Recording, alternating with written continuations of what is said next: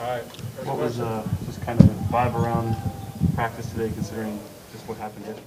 I mean, you just got to keep on pushing. Obviously, we have some guys that have been through it in the middle of a season before, but you can't go into the game, worry about what happened.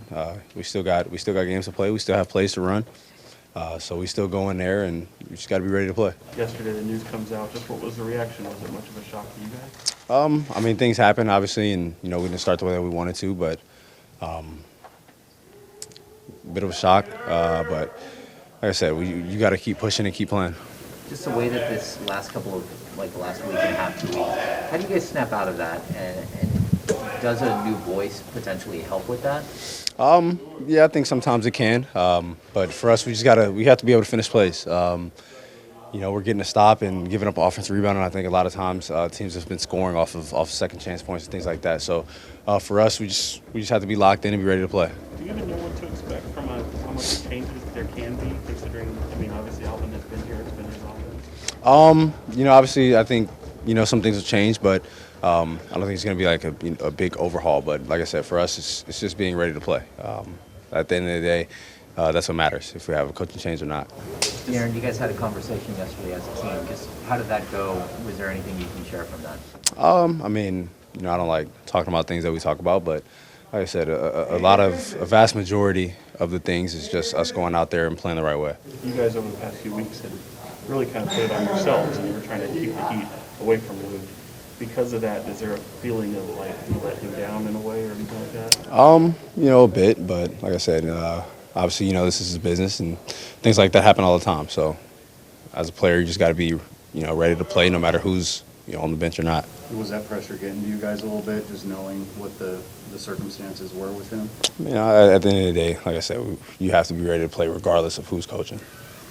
Was there anything that stood out that just different today in that shoot-around session? Not really. I think a lot of things are the same. I think a lot of teams do the same type of stuff during shoot-around, regardless of who it is. So we came out, try to pick our energy up, starting this morning, because going into a game, it starts with shoot-around. Any concern that, you go into a game like this, and obviously everything I think gets magnified when you're on a skid like this, but how do you want your guys to feel really loose coming into this game and try and put it all behind them? Oh, for sure.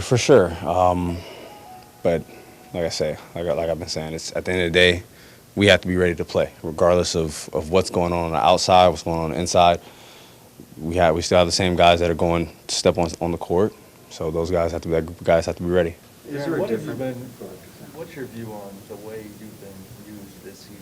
For the fans, a lot of times they look back at the Jaeger era and how up pace y'all played, and stylistically, just how have you seen? I think it's a make or miss league. My percentages are down, so it's not the same. But not even just you individually, just collectively, and the way y'all are attacking things on the offensive end. Well, I don't know how many points we're averaging. I'm not sure what the statistic is.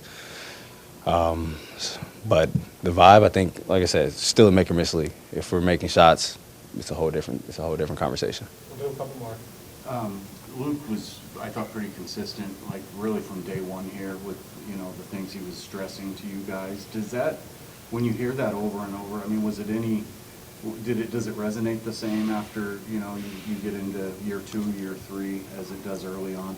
I think all coaches try to, beat in their philosophy. And that's how it is with everybody. So I don't think it's any different than, when we had Luke. I think with Dave, first and second year was very different because of our roster change and the way that we wanted to play. But, Luke wanted to play fast when he got here. And, we're still trying to do that. But at the end of the day, it ends up with if we're getting stops and if we're getting rebounds or not. What about the Two voices? more guys. You were asked about Luke's voice. How are Luke and Alvin different with you guys? I think a lot of it's the same. They want to play fast, but at the end of the day, like I said, defense is where, we have to hang our hat on and rebounding. Last one. I wanted to, this is the last one, total shift gears. I know we asked you about Shump the other day, and today's the final. On a lighter note, just any of you guys kind of paying attention to that, or doing well on the final tonight? Well, I follow Shump on Twitter, so I'll definitely know what happened. But, obviously, since we have a game tonight, I won't be able to watch it live or anything. And can you just, real quick, you mentioned, just what did he mean to you guys when he was here and his personality? He was great for us. We traded for him at the deadline of our rookie year, and then he came and he didn't play that year. But you heard him. You know, as soon as he got here, you heard him, and I think that was what was great for us, and that was like a breath of fresh air. We didn't have someone who was that vocal, that energetic, and then once he got on the court, my second year, I mean, he had already won a championship, so he was guarding the best guy. He was making shots. He was cutting. He did a lot of good things for us. Thank you, guys.